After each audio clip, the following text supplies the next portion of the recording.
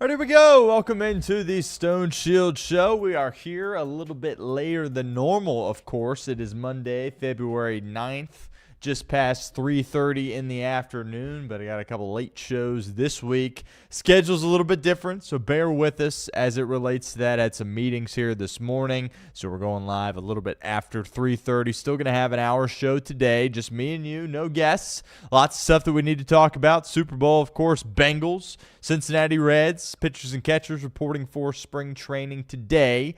And also throughout the rest of the week, the schedule is going to be a little bit different there as well. Tomorrow will be later, probably around this time, maybe a little bit earlier. Stay tuned on our social media pages if you're in our Discord for some updates as it relates to that. But plan on around this time tomorrow. Wednesday's up in the air, possibly back at 11 o'clock, and then Thursday and Friday we will be at 11 o'clock, but we will not be live. It will be a recording, but it'll be as if we are live here at the show. We got some stuff going on this week at Chatterbox, some meetings that we are attending to, so the schedule is a little bit different. But here in a couple of weeks, probably even honestly by next week, we'll be back 11 o'clock, kind of in our scheduled window there for the Stone Shield Show. And Reed Mouse is still out. He just had a baby last week, right? Yeah, last week, something like that. And he's doing good. Mom's doing good. Baby's doing good. So that certainly is positive news. But stick around. Hopefully we can get a segment on with Reed Mouse in the near future. Talk a little Cincinnati Bengals football there.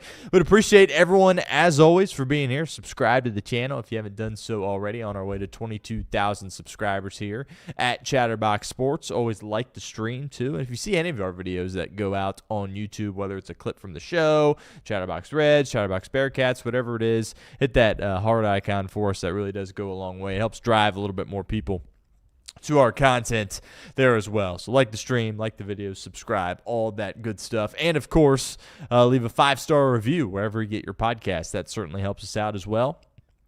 We've seen some intriguing growth with our podcast here recently. That's pretty exciting. So wherever you get the podcasts, iHeart, Spotify, Apple, you name it, you can find us there and give us a 5-star review. But as I mentioned, we'll talk Super Bowl.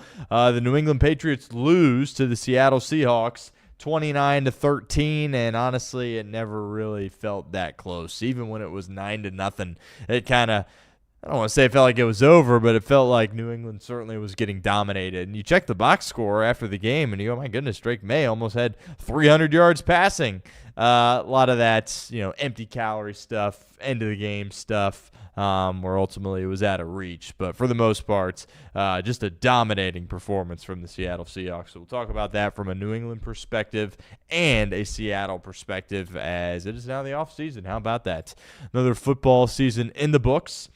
Now, luckily for us, the NFL, that calendar continues to work, right? I mean, we'll get into free agency and the draft. Before we know it, it'll be preseason time again. So there really isn't a ton of dead periods in the NFL, maybe a couple weeks here and there. But for the most part, there is conversation topics, and we'll continue to cover the league and the Bengals here at the show. And speaking of the Bengals, now we can begin to prepare for Super Bowl 61, trying to get back in that game, and a little bit of redemption because Super Bowl 61 is going to be at SoFi Stadium. SoFi Stadium, of course, the venue that hosted the Bengals the last time they were in the Super Bowl against the Rams. So that could be a pretty neat story if Cincinnati finds their way back in that game. A little revenge there at that venue. But we'll talk about the 10 things that need to go the Bengals' way this offseason in order for them to get back to that game. Paul Dehner Jr. always pens this piece for The Athletic. We're going to break down what he said, and I'll have my own variation to that as well. And also a report from Ian Rappaport, I believe, maybe Mike Garafolo, somebody over there at NFL Network, that the Bengals are going to be spending this offseason. Good. Shouldn't surprise, well, maybe it does surprise you a little bit because it's the Bengals, but intriguing and obviously should happen, and we'll see how this front office can execute it over the course of the next few weeks. And as I mentioned, Reds, pitchers and catchers, yep, they're there today reporting. Arizona, Goodyear, spring training, we're back. Baseball, that's pretty exciting, and we'll talk about what Jim Bowden, the grade he gave Cincinnati this offseason, if we got some time at the end of today's show. But let's kind of just dive right in here. Seahawks win the Super Bowl. Hand up accountability. Yep, I had the Patriots plus 4.5 in this game, plus the points. And obviously that did not work out the way that we were hoping for in this game. let's start from the Seattle side of things. They deserve a ton of credit, right? Have they been the most entertaining team to watch this year? No. Doesn't mean they're not an all-time great team. Past couple of Super Bowls have been, boring. I think that's fair to say. This wasn't, a get your popcorn out type of situation. Even when it was close, as I mentioned when we first came on, like it was 9-0, but it felt like it was 20-0. Based on how that game was going. New England simply could not pick up a first down, and for much of that game, like they weren't even turning it over, right? I know Drake May had a few turnovers at the end of that game, but for the most part, it was just go out there, run a couple plays, get blown up, punt it away, and that's kind of how the game progressed there for a while. And John Schneider, to me, deserves a ton of credit, as does Mike Macdonald. And Kenneth Walker III won the Super Bowl MVP. We talked about him having some value as it related to that last week. Deserves a ton of credit. There was a while there where I thought, there's these, when you on these betting sites, you have the opportunity to bet on like records in the Super Bowl. One of them was that the, Super Bowl rush record would get broken, and it's like 205 yards, I think. And for the first half, I'm sitting there going, oh, goodness. Kenneth Walker's got a chance to break this thing. Obviously, cooled off later in the game, wasn't getting as much action. Was a threat out of the backfield, too, by the way, as well, which isn't really something he's ever hung his hat on. But I think he ended with like 135. And clearly, from a player perspective, he was the Super Bowl MVP in this game. There was some fun dialogue on social media about the kicker, Jason Myers. Maybe if it was, a little bit closer and they never ended up punching it into the end zone and the defense didn't score and some of the kicks were a little bit longer, maybe. But, I'm open to the idea of a kicker winning it at some points. But I don't know if it really felt like it was trending in that direction just because the defense was playing so well and New England could not move the ball whatsoever. And the reason why Seattle had grown the lead, besides their defense, of course, was Kenneth Walker and what he was able to do. So congratulations to him. What a heck of a performance. But to me, the MVP of this game is either John Schneider or Mike Macdonald. And you would probably say Mike Macdonald because he is the head coach, of course, and what a hire that he was for the Seattle Seahawks. My goodness. And, it's been well documented. His journey to this point, didn't even play college football, right? It was like an assistant at Georgia, which, of course, is a big-time college football school. Ends up getting an internship in Baltimore with the Harbaughs, bounces around a little bit. Was at Michigan for a little bit with the other Harbaughs, back in Baltimore, defensive coordinator. And if you remember, that team, that Baltimore team where Lamar won the MVP and they were the 1 seed and they were playing Kansas City at home in the AFC Championship game, that Baltimore team was the real deal. And it was just, Spags magic for the Chiefs, Andy Reid magic, Mahomes magic. But that was a low-scoring game. I think Kansas City won like 17-10 and Lamar did not play well. But, he probably has a head coaching job. Well, I guess he got it right around the corner then, yes, because he ended up getting it after that. But just the performance in that, Seattle probably wouldn't have been able to hire him, right, if they would continue to, if they won that game and then potentially won the Super Bowl after that, because so many other teams maybe would have had more interest in him. Other teams had interviewed Macdonald before he got the job, but, I think a lot of teams were kind of going offense there at that point. This was a couple of years ago, and that allowed Seattle, who got rid of Pete Carroll, kind of like a week after, like the season ended, and then they waited a little bit, and then they moved off. So they kind of got a late start to their search. And I think if Baltimore would have won that game, Macdonald probably would have been an even hotter candidate than what he was. And ultimately, Seattle interviews him. John Schneider, a couple of times, it was reported by Albert Breer that people around the league were telling John Schneider, like, dude, you and Macdonald, you guys are going to – that's a great relationship. That's a great future tandem right there. And Schneider's like, okay. And then he explores a little bit, interview him a couple times, boom, offer the job on the spot. And he never has looked back, right? And again, is he a guy that is the most entertaining guy in the world, right? Is he a superstar as far as like cameras are following him around? Is he like a McVay or Shanahan type? No, just goes about his business and absolutely dominates. And what he was throwing at Drake May in this game was unbelievable. And we'll talk about the May stuff in a second. It's hard for me to imagine he was 100%. Some of the throws that he missed is like, is his shoulder all right? I don't know. Maybe that reporting will come out later. Maybe he just had a horrible game.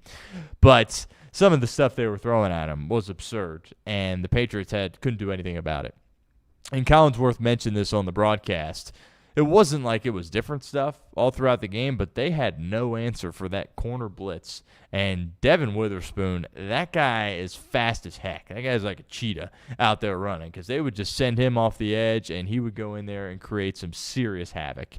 And that was kind of the story of the game, really. It was that specific pressure that New England couldn't pick up. And Will Campbell, of course, had a horrible game last night there as well. But just some of the pressures that they were sending, and they were covering on the back end too, right? And we kind of knew this going in. Like New England, they don't got Jamar Chase and T. Higgins out there. It's a lot more receiver by committee. Diggs wasn't able to do much. He clearly was getting frustrated as the game went on. Mac Hollins had a couple of big catches in the fourth quarter. But ultimately, is he really a needle mover at wide receiver? No. Pop Douglas is a nice player.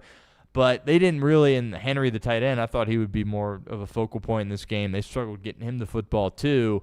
They just don't have enough guys that can just go out there and win, right? And when you're getting pressure with only sending 4, which was, again, another story of the game, was like, yeah, Seattle blitzed a good amount in the game and got home and created issues there, but they also would drop back in coverage, rush 4, and still get to the quarterback.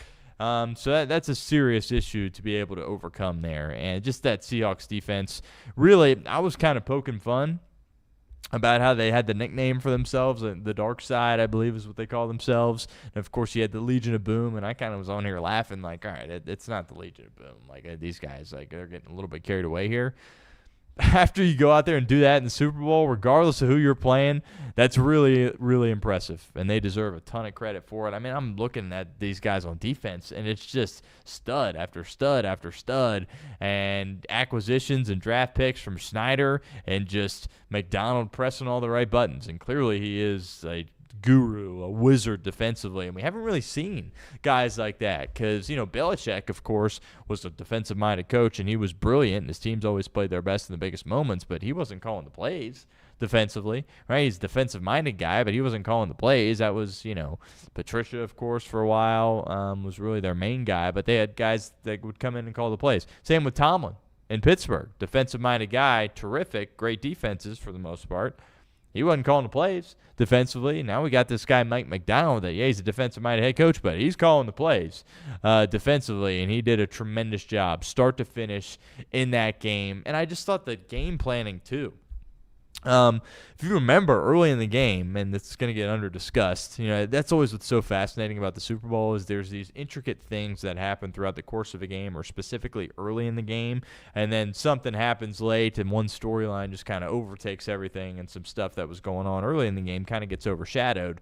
But Sam Darnold going into halftime was not playing well, right? Now, this defense was playing great. They were running the ball, so not much was being asked of him. And I think he was completing less than 50% of his throws, and he had missed on a few. But he had also put the ball in harm's way a couple of times early in that game, which if one of those gets intercepted, New England gets on the board with a short field, and this game kind of flips completely on its head. Obviously, that didn't happen, but even as a defensive-minded guy, got to give McDonald credit because once he realized that, we're going to be able to stop them, this isn't going to be a Rams situation with Stafford going to go up and down the field and we're going to have to score a ton of points in this game, you saw the philosophy shift. And they stopped throwing it as much with Sam Darnold, and they really put an emphasis on the run game, and that allowed them to build that lead to 9-0, to 12-0, and then finally in the fourth quarter, the dam kind of broke, so to speak, as they got the touchdown to Barner. It was 19-0, and there in that moment, it felt like, you were in a very difficult situation if you're the New England Patriots. So I just thought game planning-wise, it was terrific. I thought Kubiak had a great feel for what he wanted to do and what he wanted to accomplish in this game. You always talk about distractions, right? I think they're very relevant, but Kubiak was dialed in, and he was doing everything that he wanted to do. They were smart. They protected the football, right? Kubiak, of course, after the game talked about he's going to Vegas. That is official. But to be that locked in with that game plan, he deserves a lot of credit for that. And just the run they had protecting the ball. That was part of the reason a lot of us were so skeptical about the Seahawks throughout this postseason process, and certainly a little bit coming into this game, is because Sam Darnold, he had a great year, but he was still turning the ball over like Sam Darnold throughout the regular season. And that was an issue for Seattle through much of the year, and they got to the postseason and didn't turn it over once, right? And you pair that with the defense in which they had, you're going to get big-time results, hence the Lombardi Trophy that they now obviously were hoisting last night. But lots of different pieces that went into the success in this game. Schneider, again, you can't say enough about him, right? What he's been able to do. I mean, he came over from Green Bay, which Seattle now is kind of becoming one of those organizations, right? You look at Green Bay and Pittsburgh, and obviously Pittsburgh hasn't won a playoff game in forever, but those teams, they win, right? They don't go belly up, right? They just know how to win, and they always seem to get in the playoffs, and you can argue whether or not they're a threat or not. Pittsburgh, of course, isn't, but they're just winning organizations, right? Green Bay, to me, is at the top of that list, and he comes over from there and is the GM here in Seattle and wins with two different regimes here. And now, even in the middle of that, right, I mean, they were winning 9-10 games with Geno Smith playing quarterback, right? So what he's been able to accomplish is terrific. To be able to do it with obviously two completely different teams and two different head coaches and two different quarterbacks, Russell Wilson, Pete Carroll, and the Legion of Boom. And then, of course, Sam Darnold, Mike McDonald, and the dark side for John Schneider. So he's a Hall of Famer to me. I think he cemented that last night. And they're going to be a force to be reckoned with here now. If Sam Darnold, like, he could become one of those guys that, like, all right, the monkey's off his back. Now he's really dangerous. And, you know, I've been hesitant to give him his flowers. Again, I think you insert a lot of quarterbacks in that game for Seattle and they win. But, you know, you got to give him credit. All that he has gone through in his career, the way in which he has handled it to 3 years with the Jets, 2 with the Panthers, and just really no success throughout that whole stretch. And then 1 with the Niners, and then the big one with the Vikings. Minnesota lets him go. Offered him a contract, but Seattle was willing to pay a little bit more for him. And credit to Sam. I think he was just understanding of, hey, I want kind of a fresh start without somebody breathing down my neck. Like, he had great success in Minnesota, but he goes in there, if he signs back this year, throws a couple of picks that first game, everyone's like, get McCarthy in, right? I mean, before this year, there were people in Minnesota and people in the NFL world that thought maybe he could play, which is just laughable to me. But he knew that was going to be breathing down his neck every snap that he took, whereas he could go to Seattle and with Geno Smith out, really be the guy and have a chance to establish himself on a roster that was better than Minnesota. Minnesota's got a good team, but I think Seattle, there was a lot more cohesion as far as offense and defense. They've had championship caliber performances recently, right? The Minnesota hadn't been to a Super Bowl, won a Super Bowl recently. Seattle had in their semi-recent past, so that was a good landing spot for him. He picked it, and credit to him. He did an outstanding job. And I think early in the game, too, last night, one of the differences in the game was his ability to get away from the rush. I thought the New England Patriots defense was outstanding in this game. They did everything in their power to hang in there, right? And they were out there for, I don't know what the time of possession battle ended up being, but they were out there for long periods of time, and they would get a little quick breather, and then Drake May would go 3 and out, and they'd be back on the field. So I thought they played tremendous, and there was multiple times where, especially early, like Milton Williams would be running right at Sam Darnold, and then he'd just sidestep him, get around him, hang in there, find a dump off, find a guy downfield. And really in the first half, that's what allowed them to keep some drives alive, keep moving the football, get in Jason Myers' field goal range. And that doesn't show up on the stat sheet, but that was something that Sam Darnold was able to do and something Drake May was not able to do for the New England Patriots. And leaning on that run game, Kenneth Walker, he couldn't have timed that out any better. He's going to be a free agent here, and somebody's going to pay him a ton of money. He doesn't really do a ton out of the backfield. They asked him to catch a few passes, and he hung in there. Did have one drop, but that's not really his MO. He's had to do it, obviously, with some injuries there at that position for Seattle, but the patience in which he ran with, waiting for the holes to develop, then hitting them. He can run in between the tackles. He can run outside, some stretch plays, some sweep plays there as well. And look, if you're the New England Patriots, and, I know the score ends up being, whatever it was, giving up 29 points, but of course Seattle scored on defense there as well. I think if you just kind of rolled through the stats, right, and told Mike Vrabel before the game, like, no receivers for the Seahawks are going to catch any touchdowns. Shaheed isn't going to make any huge plays on special teams. He's only going to have 27 yards, and JSN's only going to have 27 yards. Vrabes would probably say, sign me up, we're winning that football game. But that was not the case because of Kenneth Walker, some big plays from Sam Darnold, using his legs on third down, and just the mastery, obviously, of Mike Macdonald and what he was able to accomplish. I thought Cooper Kupp was terrific in the game, and that didn't really surprise me at all. Took some Cooper Kupp props, 6 catches, 61 yards on 12 targets. There was a period in that game where JSM went out, and it was like, okay, now it kind of feels like the Rams of a couple of years ago where Cooper Kupp's got to be the focal point of your offense. JSN, of course, came back in the game, but that critical third down on that out route late in the game in the fourth quarter that ultimately set up, I guess it was early in the fourth quarter, that set up the touchdown to Barner, which kind of allowed them to kick the doors in. Just huge catches from Cooper Kupp, which now he's a 2-time Super Bowl champion, and that guy's a winning player. That guy is absolutely a winning player. And did he get the volume this year that he has in years past? Obviously not, but he understood his role. He was there to execute, and, when JSM went out, he was ready to be that guy for him, and I think he very well could have been had that been required, but that's just not really where the game was at. But got to give a ton of credit to Seattle. Again, they're not flashy, but they hit on defense. I mean, Eamon Worry didn't know how he would look with the ankle. He was great. Hall, rushing the passer, was great. Lawrence made some plays. Ernest Jones, the linebacker, and Witherspoon to me. And, we did our players that we ranked last week before the game, and I was like, yeah, I'm screwing this up on Witherspoon. This guy's a heck of a player, and sure enough, he had an unbelievable game. And, again, when you can provide rush with 4 guys and you have hard hitters like that in your linebacking core and your secondary, it's going to be a long game for the opposition. That's what it was. They made enough plays on offense, took care of the football, coaching masterclass. And not the most entertaining game in the world, certainly. Not the most entertaining team in the world. Kind of ho-hum for the Seattle Seahawks, but get used to it because they're going to be – this isn't a one-off. We'll see what Sam Darnold ultimately is able to do, but with McDonald and Schneider in place, this team's going to be, a threat. I would imagine if they're not the favorite, they're a top 3 betting favorite for the Super Bowl next year, and rightfully so. It's a great home field advantage that they have as well. And I think some people had speculated this, and now, hindsight, of course, is 2020. The NFC Championship was kind of the Super Bowl, right, as far as the 2 best teams going at it. And just a bit of a side tangent.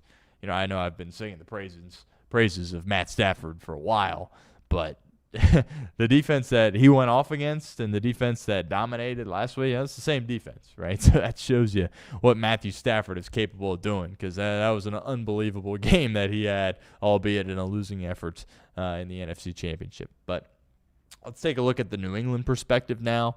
In some ways, there's been a comparison drawn between the Bengals of 2021 and the Patriots this past year.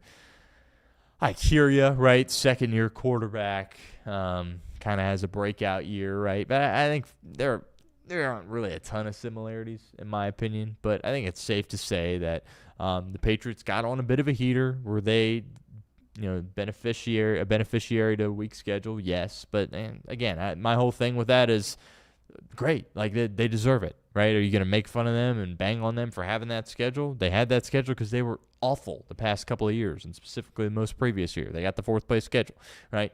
And, it worked out, and things went in their favor, and they didn't really get tested that much throughout the course of the year. And the playoffs, of course, broke in their favor with Jarrett Stidham being the guy that they faced, and C.J. Stroud, whatever the heck he was doing in that game. And Herbert, I stand up for Herbert all the time, but the playoff performances just haven't been there. So, yeah, the ball bounced their way, certainly, but I thought they were completely deserving to be in this game, and clearly I sat up here and thought they were going to cover in this game as well, and I've been on the Patriots all year. So, outmatched, obviously, and we talked about how Sam Darnold didn't need to be really good in order for Seattle to win.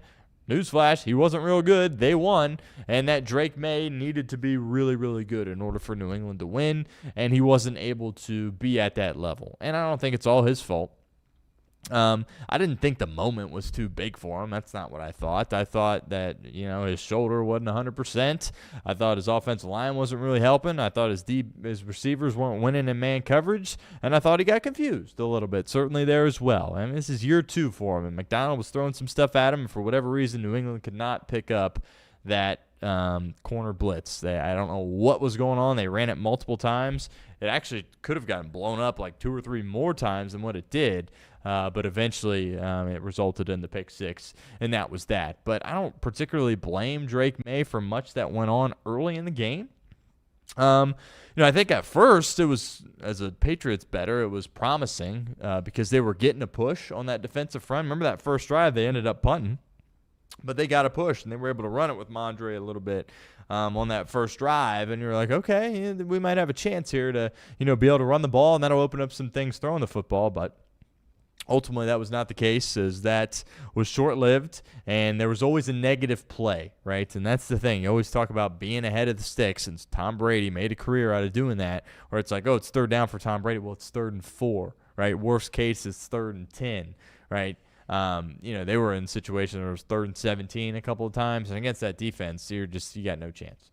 You got absolutely no chance. So, look, he's 23 years old, right? It was his first Super Bowl.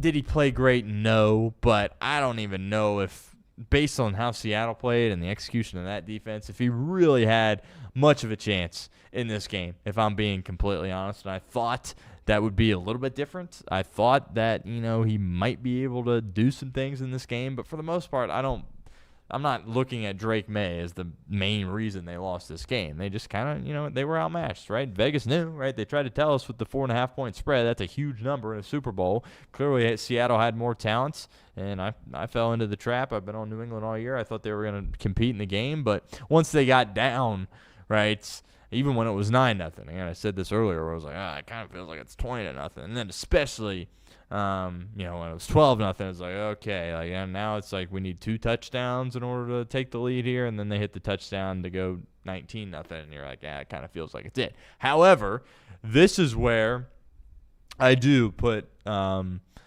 criticism on Drake May, because it was 19-0, and in that moment we're like, but then they hit the touchdown to Mack Hollins on 2 plays, and those were his best 2 plays of the night, Drake May. I mean, the one over the middle with like 5 guys right there, and he puts it in there perfectly, caught, and then either the next play or a couple plays later hits him for the touchdown, 19-7, and then you force a 3 and out. If you're the New England Patriots on defense, get the ball right back, and then moving the ball offensively. Again, people will forget about this. This is really where I blame Drake May, and I don't remember exactly what the time was in the fourth quarter. I want to say like 9 minutes, right? It's 9 minutes. You're down 19-7, so obviously you need 2 touchdowns there in that spot. You could question, why they didn't make it an 11-point game or try to. We don't have to do that, but I agree. Like I would have went for 2, honestly. But and then the first interception. Right, and the second one really wasn't an interception. The one they scored on, he just got drilled, and then the guy caught the ball. But the first interception, that can't happen, right? That can't happen. And Collinsworth was like, yeah, I got nothing for you on this one. And that's what ultimately ended the game. Again, it kind of felt like it was over 19-0, and then all of a sudden, boom, they scored, boom, 3 and out, get the ball back, and they're moving the ball. Like they had picked up a couple of first downs. They were out near midfield, and it wasn't like they were down 19-7 with 2 minutes left. They were down 19-7 with 9 minutes left, which we know in these big games with timeouts, that is an eternity. And he just kind of threw it up over the middle, and it's like, what are you doing? But that, to me, if there's one play that Drake May's got to be kicking himself for, and again, if he doesn't throw the pick there, do they win? Probably still not. But all the momentum was on their side. They had just scored. They had just got the 3 and out. They were moving the ball, and that is as bad of an interception as you can throw in the National Football League. So it would have been interesting to see how that drive would have ended had he not thrown that.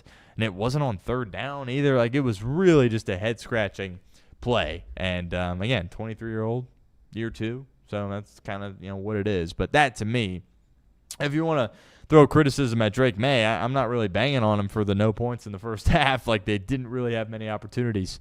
But in the second half, he did miss a couple of throws. Again, maybe it was the shoulder, and then that decision there. Because it felt like all of a sudden, and Collinsworth and Tirico were writing it off as over when it was like 9-0, which I don't know why you would do that, right? If you're NBC, like you trying to get people to change the channel on the Super Bowl, like I was very confused by that. But then all of a sudden they were like, "Oh, this thing's not over," and then he throws that pick, and that was just like, then you kind of knew there at that point. So that can't happen, especially when you're trying to mount a comeback against a defense like that. But to me, beyond that, he didn't have much going for him. And the protection, right? Will Campbell, he had a great start to the year, and he actually got hurt here in Cincinnati. And then never really was the same since then. But it's hard to imagine him being a starting caliber left tackle in the National Football League. I think he'd be a good player. I think he's probably a guard. People talked about, the short arms or whatever, and he probably should bump inside the guard. Patriots would have done it if they had another option at left tackle, but they didn't. But that was kind of the story of the game in a lot of ways. It was like, dude, Will Campbell was just getting fried out there by these guys for Seattle, and just kind of manhandled too, which is, it seems like a good kid. The character stuff apparently is great, and clearly tries hard and all that. But, I think that was – I heard somebody say that was the most pressures given up by any lineman in an NFL game this year, which is just absurd if that's true. But basically, whoever was matched up against him was having their way. And clearly Drake May was unsettled back there, and he didn't really trust what he was seeing because he kind of had happy feet back there because he knew from the left side, his blind side, that he was probably going to get lit up. And Drake May took a ton of damage in this game too. But the protection just wasn't there, and it needed to be there just because of how good the other levels of the Seahawks defense are. Again, no Jamar Chase, no T. Higgins out there, so if you're letting the rush get home and only sending 4, that means there's a lot of guys in coverage, and you don't have anybody that can really win on one-on-one coverage anyway. So it was just an uphill battle for New England, and the game kind of started out in Seattle's favor, and they were scoring some points, building the lead, playing defense, playing keep away. And it just kind of went perfectly according to plan for Seattle, and that was kind of the nightmare situation that New England didn't want to find themselves in, even though their defense was balling, and it really was. Christian Gonzalez, right? If New England somehow would have won that game, there's probably your MVP. But I guess if they would have won, Drake May would have played a lot better. But what he was able to do in the game, this thing could have gotten really ugly. But he had a couple of, the one right before the half that he broke up before the field goal. The deep ball to Shaheed, what an incredibly athletic play that was. So he was matched up, and he shut down JSN too. Again, JSN JSN didn't do anything really all game. There's just the threat of him, but really in the first half he didn't do anything at all. So what a job by that Patriots defense. I thought the plan from Vrabel was really, really good. They were clearly wanted to be aggressive. They were undercutting routes early. They were sending pressure. And kind of what we mentioned earlier, early in that game, the reason why Seattle was able to build that lead and the reason why it wasn't 0-0 at half was some plays that Darnold was able to make when he was under duress, either shaking a tackle, moving around a guy, and finding a guy downfield for some yardage. He was able to do that. Drake May was not, and that is why, coupled with the run game, of course, of Kenneth Walker, why they had that lead. Right, because the Patriots defense was playing good enough to where that could have been a 0-0 game at half. But Darnold made some plays that, again, won't show up on the stat sheet, where he was just kind of able to shake out of a tackle or maneuver around a guy and find a check down, find a pass downfield, keep the chains moving, and that's what allowed Seattle to get into field goal range and build that lead, which, again, it very well could have been 0-0 or 3-0. Then it feels totally different than what it did. But New England, will they be able to get back? I don't know. Clearly they've got their foundation, and there's going to be people that say, oh, we got too crazy about Drake May. He's no good. This is the guy that barely lost the MVP. This was a great opportunity for them because best believe that Lamar Jackson, Patrick Mahomes, Josh Allen, and Joe Burrow are going to be a factor here over the course of the next few years. That was a one-off, right, that all of those guys besides Allen missed the playoffs. Not going to be able to bank on that. So the road in which you had, it's never going to get easier than the road that you had.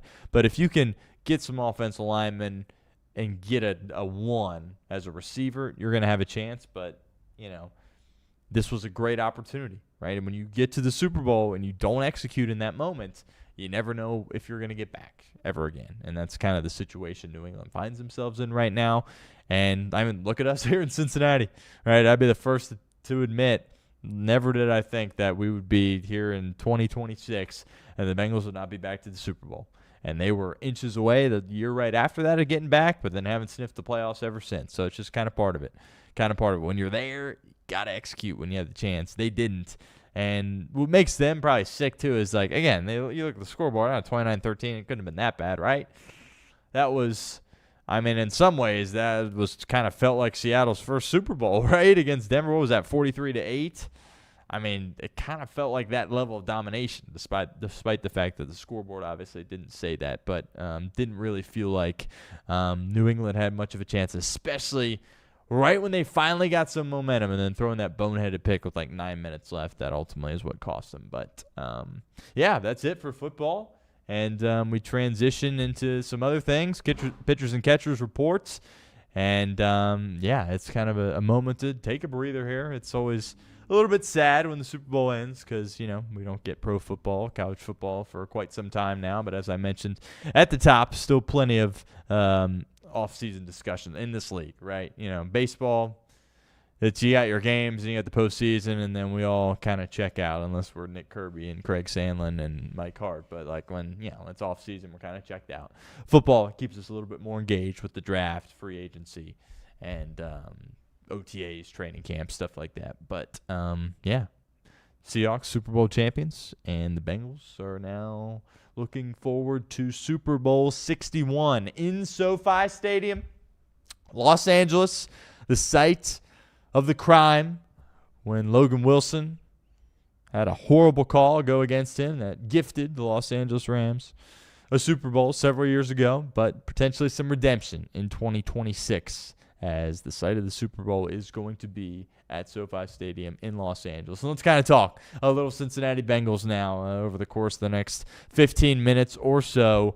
What needs to go their way in order to get to SoFi Stadium and put themselves in a position where they're competing for a Super Bowl once again? Paul Dehner Jr., friend of the show over at The Athletic. He always does this. 10 things that need to go right this offseason in order for the Bengals to get to that game. We're going to go through what Paul had to say, and I'll have my own spin, personal thoughts, and opinions on that as well. And the first option that Paul lists is take a big swing at edge. In other words, trade for Maxx Crosby. If you trade for Maxx Crosby, clearly you will not have the number 10 overall pick if you made a move like that, but best believe that you will be in a better position to win right now if you traded for Maxx Crosby. If you ask me, Stone, would you give up the 10th overall pick and then more than that in order to get Maxx Crosby? My answer would be yes. Maxx Crosby is a game changer. He is a game wrecker. He is a certified dog.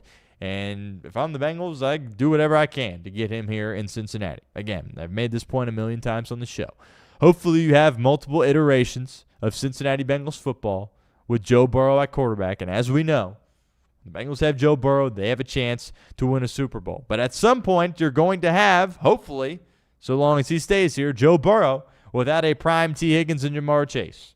Well, let's do everything we can to win with prime T. Higgins and Jamar Chase.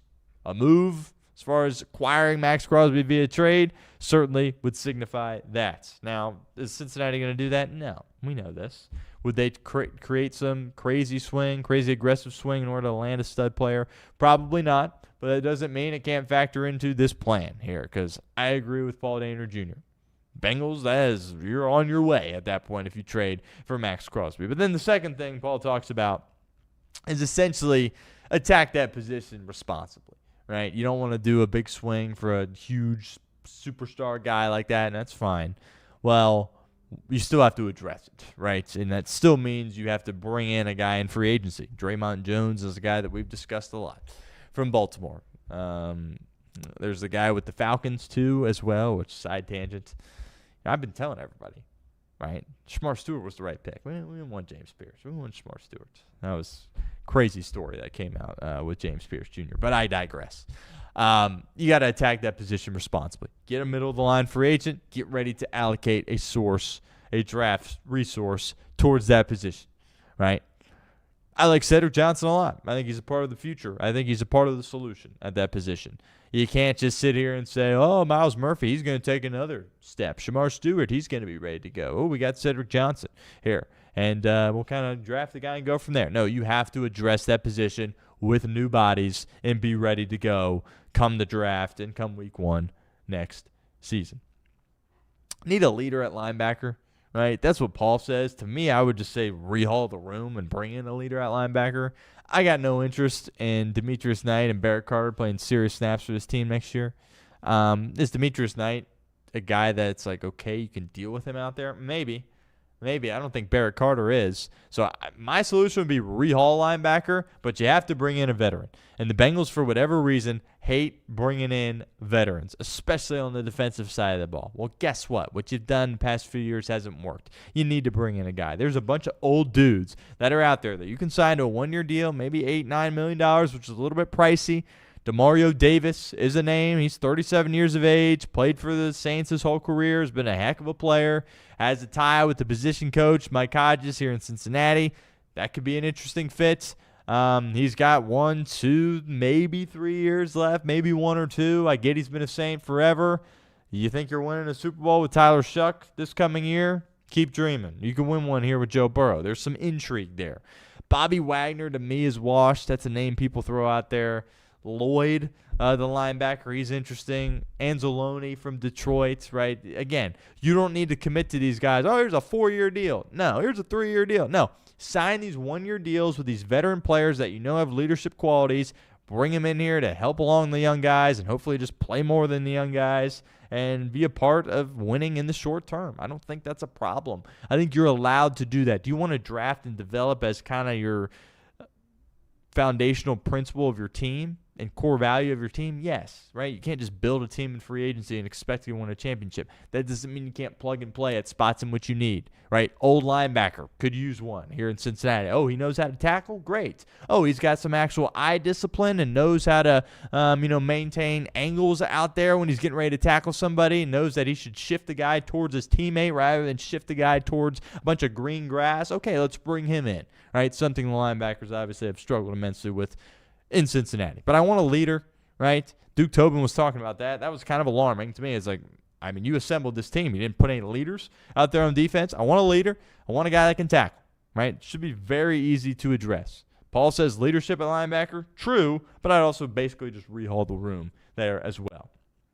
Stop devaluing safety.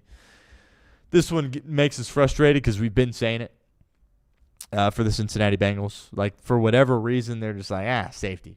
Screw it. I don't get it. I do not get it. They showed us that with how they handled the Jesse Bates situation. This team, we're all frustrated because Jesse was such a great player.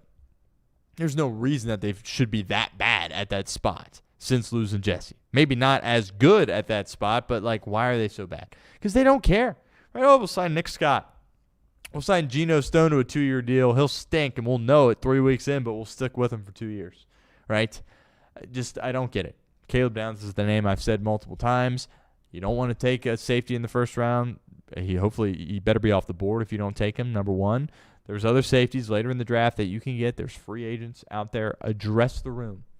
For the love of goodness, address the room and value the position, right? I get it's not left tackle. I get it's not quarterback. But when you go out there at any position in the NFL and absolutely stink, it's going to be an issue. Dalton Risner, re-sign him, right? Again, there's a lot of interior offensive linemen in this free agent class. I don't think his value is going to be very high as far as how much money he's going to get in a contract. He was on his couch when you signed him right before the Cleveland game last year. So, just get out ahead of this. Do it now, right? You can do it. There's no time frame on this. He's on your team technically, right? So you can do it now. You get first dibs in free agency. You don't need to wait for free agency in order to do this, right? Give him a 1-year deal. You don't have to commit to him beyond that. He said he wants to be here. I don't think he's going to try to squeeze you for every single penny. Go out there, get him, and move on. And move on from there. I think when you finally found something there along the offensive line, don't mess with it. Do not mess with it. Bring him back. Tag and trade. Trey Hendrickson. We've done videos and segments on this in the past. Why Cincinnati should do this. It allows you to get compensation for him in 2026. If you let him walk and be a free agent, sign somewhere else, you're hoping for a compensatory pick in 2027, and it also potentially hinders how active you can be in free agency this cycle. If you tag and trade him, you obviously get a 2026 draft pick. And a lot of people out there think they could get a third rounder. I think at worst case a fourth rounder. But when you hear around the league and you look around the league, everybody says the best free agent on the market, regardless of position, right, is Trey Hendrickson. If you want to talk position specific, that's fine. He clearly is the best edge rusher on the market as well. It would be shocking if somebody didn't want to give up a third or fourth round pick in order to land him and then give him the deal that he's looking for, right? It seems like somebody would do that. Now, granted, there's a reason why these things don't happen all the time, each and every year, multiple times a year. Tagging trades in the NFL, especially this day and age, I would not use the word common when I'm describing them. And when you factor into the situation that the Cincinnati Bengals are the decision makers here in this situation, there's a reason why not many of us are optimistic that they'll do this, right? But to get a free pick in the 2026 draft, yes, do it. He's not coming back.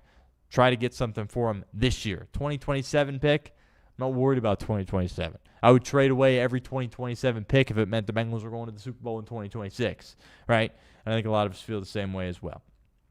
Value the backup quarterback position, right? We saw how important that is this year. Now, you could argue that, well, they never devalued it, right? I think there was people out there. I mean, Jake Browning was competing with, who was it that year? I see his face. Trevor Siemian. Remember when those two were competing in preseason and Jake Browning won out and we're like, okay, like, but both these guys really aren't good. Like, we're in deep trouble if Burrow goes down. Well, then what, in 23 or whenever it was, Burrow goes down, Browning goes out, plays well. So I think we all were like, yeah, it's fine, right? You know, if Burrow's out, we're not going to win big. But, like, can Browning hang in there? I think the majority of us were like, it's not the end of the world. We don't feel great. But it's like he's something, right? It's not like putting me or you out there. Well, it turned out it was like putting me and you out there this year with Jake Browning. And you get Joe Flacco, and it was a little bit too late, right? It was awesome. It was great. Loved it. It saved the season from an entertainment perspective. Because I think if Jake Browning had to play one more game, we all would have lost our minds. But getting Joe Flacco out there for the Green Bay game and beyond that, he played great. That was great to see. But there's probably better chance than not that Joe Flacco is at least going to be brought in somewhere to be in a competition to start. If not, be given the job as the bridge guy. Not happening here in Cincinnati. He would be the backup here. So I would be surprised if he was back.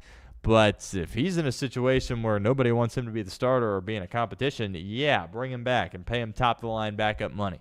Again, I've said this multiple times. If we had Flacco on this team when Burrow went down against Jacksonville, maybe Sam Darnold's not hoisting the trophy last night. That's all I'm going to say as it relates to that. But value the position. You can't. Jake Browning's done. We know this. But there will be other, quote-unquote, high-caliber backups that you can get. I think you should spend and get one if you lose Flacco, right? Not, we lose Joe Flacco. Let's take some guy in the 5th round and he'll be Joe Burrow's backup. No. Proven guy that's played a ton of football, Case Keenum-esque, right? Like that would be like, okay, bring him in. Right, somebody along those lines that's played football, that can play football, is a veteran guy. Give him some extra cash to understand that you have that position locked up should something go haywire for Joe Burrow and as it relates to him and his health. Set up, this is what Paul says, put yourself in a position where you can draft the best player available at 10. In Paul's eyes, he doesn't think the Bengals did that because they didn't address linebacker and edge. Interesting theory. I'm not quite sure. Paul knows more than you and me. He's closer to the team. But to me, the way I look at it is just draft the best player. Right? That's kind of where I'm at. Did the Bengals feel like they had to take an edge there?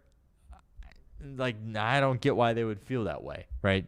Again, did they feel like they had to take 2 linebackers because they didn't address it in free agency, but they had Logan Wilson still in the team, and he was a captain? Like, I don't know. That to me was Duke Tobin selling or Al Golden banging the table for both those guys. But anyway, just take the best. Just take the best player at 10, right?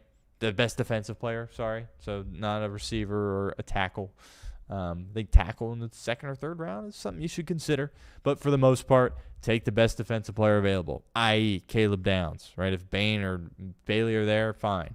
But just take the best player available at 10, right? You should have done it last year. You didn't. You took Shamar Stewart, a guy that hadn't done anything. I want a guy that has a track record, that's played in some big-time games, that has had success throughout a sustained period, throughout his career, that you can bank on to be a good player and a starter for you immediately. It doesn't have to be a Hall of Famer, right? It doesn't have to be, oh, this guy's ceiling is absurd. No, just a guy that knows how to play football and clearly is going to be able to start in the National Football League. You're picking 10th. You can find one of those guys that fits that description. And Paul also says, leave with 3 defenders in the top 110. In other words, through your first 4 picks, take 3 defenders. And I agree, right? I think you should allocate a spot in there to potentially draft Orlando Brown Jr.'s replacement. Don't force it, but if there's a guy that you like in there in the 2nd or 3rd or 4th round that you think could potentially be a tackle for the future for you, take him, right? Again, don't force it, but in your first 4 picks, 3 of them got to be defenders, right? And if you execute the tag and trade, you got another one in the mix. They need to be defenders, right? It's pretty clear. Right, I think we all know that. I think we all understand that, and I don't think that's breaking news to any of you out there. 2 more. Still protect Joe Burrow. Do think that's very important, obviously. It's the defense, fix the defense. Need to fix the defense. That's where we're at for Cincinnati, rightfully so. But also, let's make sure we're protecting number 9 there as well. And that kind of factors into what I just said. Understanding, okay, let's address that backup spot at tackle. Understand that, Mims and OBJ made it through the whole year healthy. If they didn't, I think we'd have some serious issues because that would mean Cody Ford was out there playing football for this team as a starter. That would be a problem. All right, so understand that you're probably not going to have as much health as you did along your offensive line. Plan for it by either bringing in a backup in free agency or drafting players for the future. So still address the offensive line. I think we're all excited about where the offensive line is going, but understand this. When Joe Burrow went down, the first Cleveland game, those boys didn't know what was going on, right? They weren't playing well that game. And then the first couple series against Jacksonville, right before he got hurt, they didn't know what was going on then either. So when you look big picture, yeah, they had a great year. And when Joe Burrow came back, they were great. But it got off to a very rocky start. And Joe Burrow, of course, got hurt immediately in the second game. So that's a position that you still need to address and keep an eye on. I get we need to fix the defense, but you got to at least sustain what you had there on the offensive line and plan for some adversity to strike as it relates to health. Lastly, Paul says extend Dax and DJ. I've been on this now for about a week. I think Dax is the priority here to massage some of that cap hit over the course of a couple more years. I think that is very, very important to do because it opens up some more space for you to be aggressive in free agency now and potentially extend DJ Turner. Right? DJ Turner is on his rookie deal, and Dax Hill's cap hit is huge, right? Because the 5th-year option, it's just 1 year, boom, right now. Well, if you extend him, you can move that out over a course of several years, bring his number down, extend DJ Hill, his number comes up. DJ Turner, his number goes up. And that makes sense. But I think extending DJ and not Dax, that would make me scratch my head. And I get he was one of the best corners in football last year. I do. But let's see it again because I know what he did the first 2 years as well, and it wasn't good. And I'm talking about DJ Turner. So to me, it's Dax and Chase Brown. Paul says, it's running back. We're good there on offense. Don't need to force the issue there. I would like to reward my best players. Chase Brown's had a heck of a lot more consistency than DJ Turner, right? Number 1. And number 2, he's been a huge focal point of your offense. You've had a lot of success on offense. You haven't had any success on defense. So, and his number's going to get – if you don't extend Chase Brown, I think you might lose him because he's going to get some huge contract, assuming he stays healthy this next year for the following free agent cycle, and you might not even be in the running for that. So, I would definitely consider an extension for Chase Brown, and I personally would do it. And then I would do Dax. And then if you can handle all of it, which I know is a lot for the Cincinnati Bengals, we sure they can do this? Can they extend 3 guys this offseason? I don't know. But that's what I would do in that order, if I'm being completely honest. But that's what Daner says as far as what he would do to get the Bengals back to the Super Bowl. SoFi Stadium, L.A., Super Bowl 61. So we'll see. We'll see what happens. But, again, everything that's happened so far this offseason going in the Bengals' favor, right? Harbaugh out, Minter in, great. Tomlin out, McCarthy in, great. Stefanski out, Monken in, great. So everything is lining up for a positive year for Cincinnati. But, the NFL year's over. How about that? Seattle Seahawks, world champions. All right, another report came out from Rappaport. saying the Bengals are going to spend, which a lot of people out there would say, no kidding. But I would sit there and say, all right, I like hearing that news, right? It's the Bengals. I don't think it would have surprised us if we heard some report. They feel good. They feel good about where they're at. They're actually just going to kind of run it back. Hopefully they get some good draft picks and go from there. That's not the report, so it's positive, right? Apparently they are going to be aggressive, trying to help Joe Burrow. Joe, of course, made some comments at the Pro Bowl about, he had a bad day at the press conference, right? It happens. But I think the Bengals still, the sense of urgency, that level should be very, very high for this team, and I expect it to be. And they're gonna make some adjustments. Are they gonna swing for Maxx Crosby? Probably not. But they'll sign an edge rusher, right? Sign a guy for $10-ish million, somewhere in there. They'll do that. And they'll bring in some guys on the interior, maybe like a $6-7 million guy on the interior. So they'll make some decisions, but we'll see if they're the right ones or not. We'll see how they execute the draft. But, the Super Bowl's over, and just like that, the Bengals have another chance as it relates to Super Bowl 61. So we'll continue to talk about that. We'll save some of the other stuff, Reds offseason, and more specifics as it relates to the Bengals spending, but wanted to dedicate a lot of time to the Super Bowl and, of course, to the Bengals and how they're going to try to get back to that very game, the Super Bowl next offseason. By the way, how about the punters in that game? We were talking about Jason Myers being the MVP. That Dixon, the punter for Seattle, he was great, and I thought the punter for New England was great too, right? Because you were in a difficult spot if you're the Patriots, where it felt like you give up one return to Shaheed or one bad punt, because the offense was so bad, just one little miscue on special teams could have done you in. But the defense and special teams hung in there for as long as they possibly could. I thought the punters were great in the Super Bowl last night. But Seattle wins. They're world champions. And we'll see if they're able to build off of this and be a threat going forward. Not great because they're not a very flashy, fun team to watch, but you got to give them a ton of credit. John Schneider, Mike McDonald, slinging Sam Darnold. How about it? World champion. Appreciate everyone as always. A little PM edition of the Stone Shield Show. We'll be back tomorrow. Again, it'll be later. Stay tuned for updates on that front.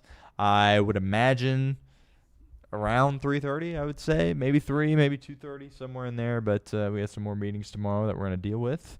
And then we'll have some pre-recorded shows Thursday, Friday, Monday before we get back to what should be regularly scheduled programming next Tuesday at 11 o'clock. But appreciate everyone's patience. Appreciate everyone as always. And until tomorrow, take care, everybody.